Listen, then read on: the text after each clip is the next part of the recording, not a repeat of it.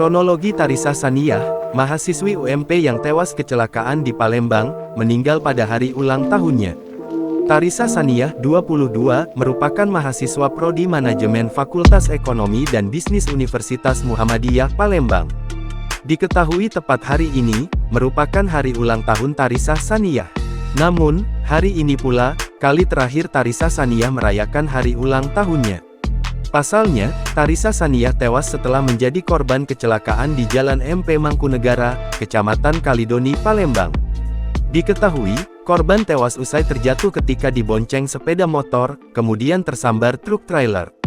Ia dibonceng bersama temannya laki-laki yang bernama Justin, 21, menggunakan sepeda motor Honda CBR BG 5983 ABV.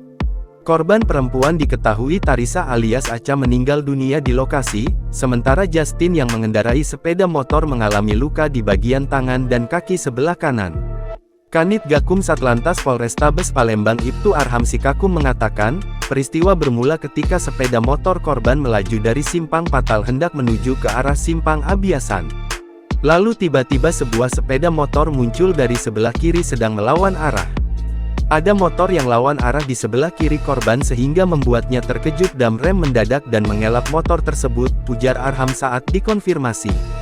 Karena kehilangan keseimbangan kedua korban terjatuh ke kanan, nahasnya di saat yang bersamaan sebuah truk trailer melindas kepala korban sehingga menyebabkan korban meninggal dunia. Saat ini jenazah korban yang meninggal dunia sudah dibawa ke RSMH. Sementara korban luka dibawa ke rumah sakit terdekat untuk diobati. Sementara itu, Dekan Fakultas Ekonomi dan Bisnis Universitas Muhammadiyah Palembang, Yuda Mahrom mengatakan, meninggalnya Tarisa Saniyah meninggalkan duka yang mendalam bagi kampus. Dengan fakta tersebut, ia pun sangat prihatin karena masih banyaknya kendaraan yang berkapasitas besar memasuki jalan yang sempit dan padat. Bahkan, menurutnya, kejadian kecelakaan ini bukanlah yang kali pertama terjadi.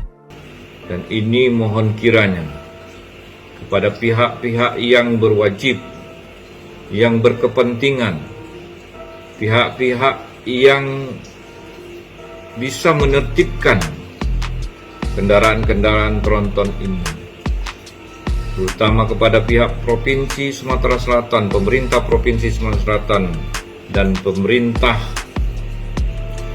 Kota Palembang, khususnya Dinas Perhubungan Provinsi Sumatera Selatan dan Dinas Perhubungan Kota Palembang, untuk kiranya dapat menjadikan ini sebagai pembelajaran bahwa tidak layak kendaraan dengan muatan yang besar, dengan kapasitas yang besar memasuki jalur padat dan jalur yang sempit. Ia pun tak ingin kejadian ini dapat terulang, sehingga meminta pemerintah untuk memperhatikan hal ini.